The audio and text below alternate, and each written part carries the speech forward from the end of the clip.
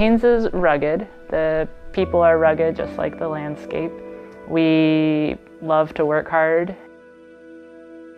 There's a lot of local pride in resilience and being able to take care of ourselves and in the grit that it takes to live here.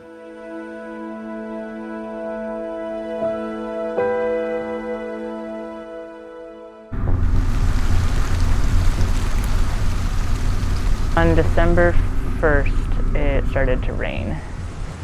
That rain, like, you could not see through it. And in 48 hours,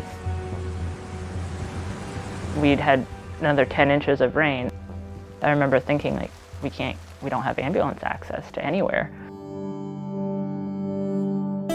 Janae, my kid's kindergarten teacher, and David, my friend and colleague, they were at home.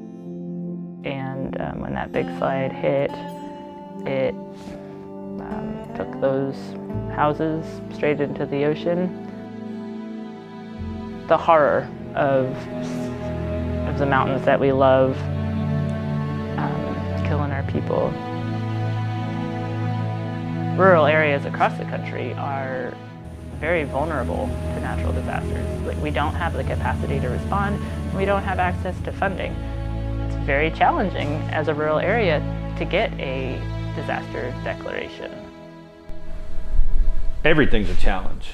Everything's a challenge in Alaska, everything's a challenge in Haines, everything's a challenge when you're dealing with rural and remote communities. When you're talking about a community like Haines with, at best a population of 2,500, every single person matters so much. They're disproportionately affected by disasters. Since Rebuild started, we've always wanted to be that program that can reach the most vulnerable communities, not just the ones that are easy to get to. For us to be able to figure out how to work in these areas, there are these preconceived notions that we have to get rid of. Organizations have to actually want to focus on the most vulnerable communities, not say that they do. It's easy for response and rebuild organizations to get focused on those big events. There's nothing wrong with that. Those survivors need help just as much as anybody else. But that model doesn't work in a remote community. We have to redefine and rethink the way that we look at impact.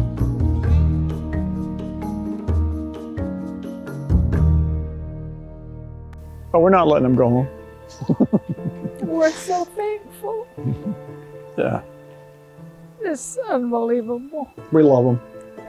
It's We just enjoy them. blessed us so much. They're family, I wish I could take away the trauma, from my community and my children and the people that I care about.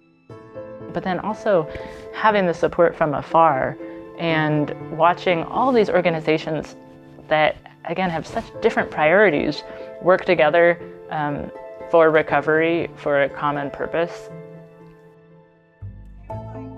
Everyone just continuing to put one foot in front of the other has been a very inspiring thing to be a part of. So what is resilience? The mountains can come down at any time, but we do get to choose how we can take care of each other and step up and be there for each other. And my own strength and growth in that process, I guess that is what I see as resilience.